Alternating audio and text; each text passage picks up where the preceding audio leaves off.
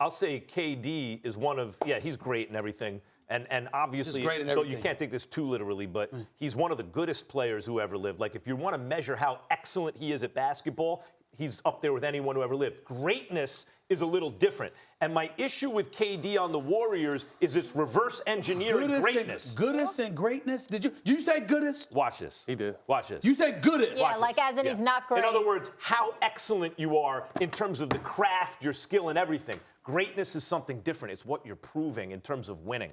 So KD is, you could put his skills, his size, everything up with anyone who ever lived. He's competitive with anyone.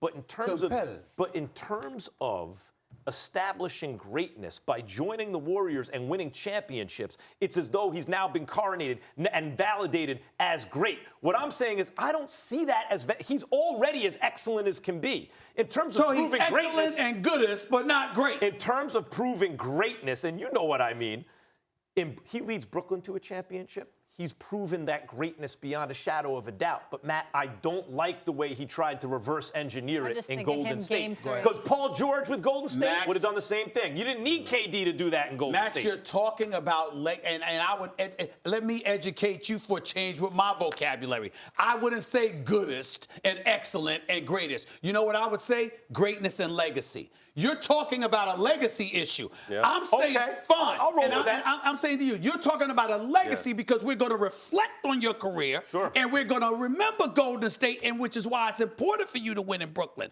I'm saying that as a player, let's understand that when you talk about great players in NBA history, Kevin Durant is in that category. But not to the extent that he should be. In other words, if you just evaluated everyone's skill set, size, speed, shot, the team play, the whole thing, KD would be there. But on the all-time list, he will be lower than he ought to be if he doesn't get it done outside of Golden State. I'll give it to you, Max, but I'll say this.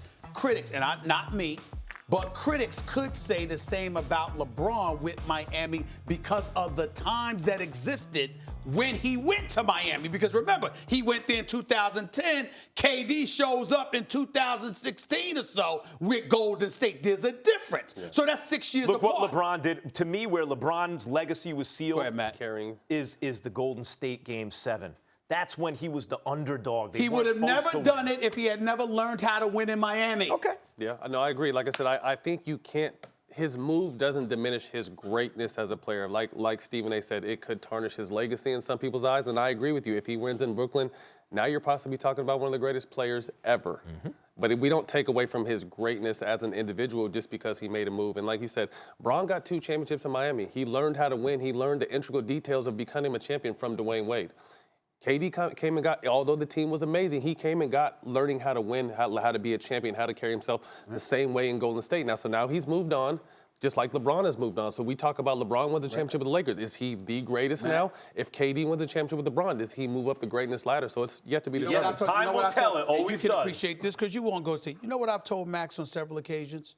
The key for the Warriors was when Houston took out the Clippers. The Clippers were with Blake, DeAndre, Chris Paul at that time. That's right. Y'all were going back and forth, and it was like, yo, we can't stand each other. We were beating them. And what happened is everyone was looking forward to that conference finals. Houston derails the Clippers because the Clippers collapsed in Game 6 and then lost in Game 7.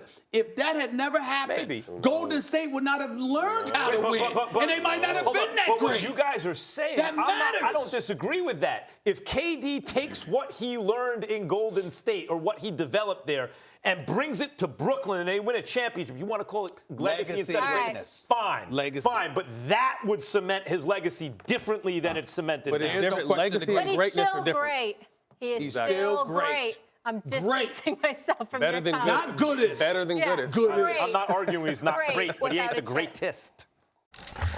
Thanks for watching ESPN on YouTube. For more sports highlights and analysis, be sure to download the ESPN app. And for live streaming sports and premium content, subscribe to ESPN+.